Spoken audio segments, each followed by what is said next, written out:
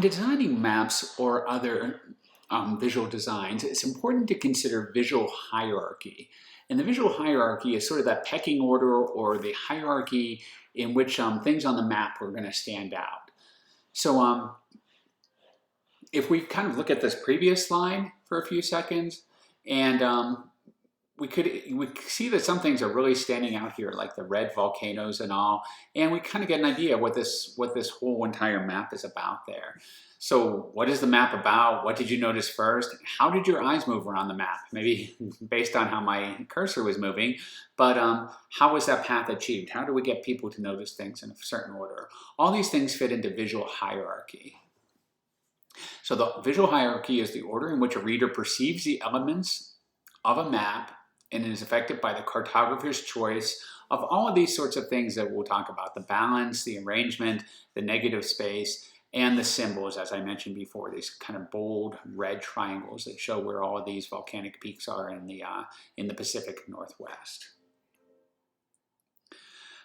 And I'd also point out that we're kind of considering the entire map here, not just the map itself, but all those other map elements like the scale bar, the locator, map, the legend, all of those things.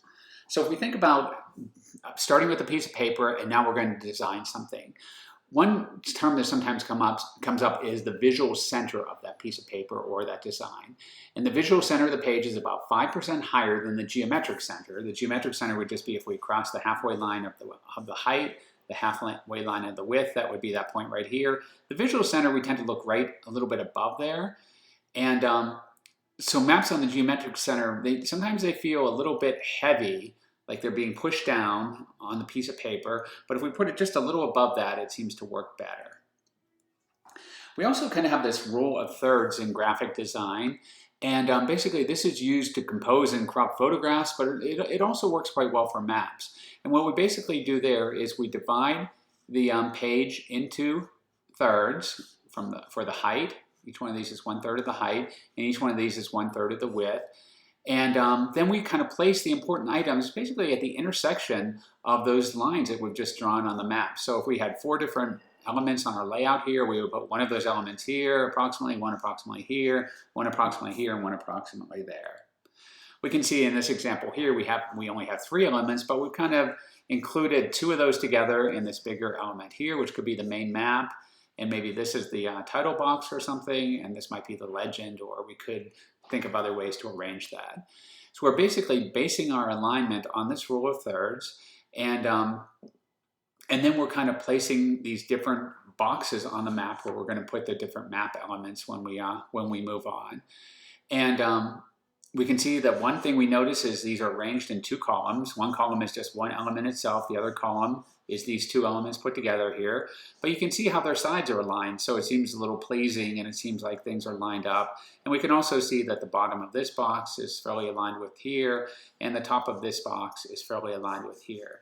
So alignment is an important consideration as well when we start designing map layouts. And then the other thing that we want to do is we want to balance the elements that we put into a map. Now we're showing one map, a map of California, 3 different times in 3 different layouts. But all of the other supporting elements here, this might be once again our map title, this might be our legend, this might be our scale bar, this might be something else, some information about where the data came from. All of those things are kind of arranged around the map.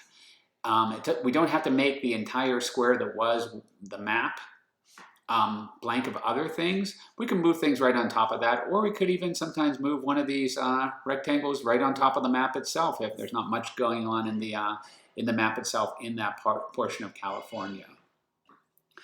But we can see that this idea of kind of negative space comes in, right? Where is the empty space around this outline of California? Well, there's some down here, there's some here, and then depending on how we arrange California, there can be some above it, or there can be some below it.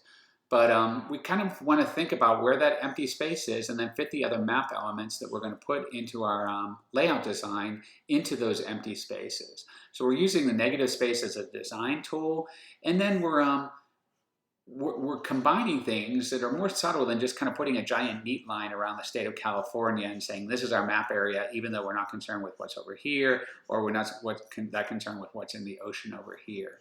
This is kind of a more better balanced use of space because we're considering this outline of California as our map element as opposed to the box in which it falls.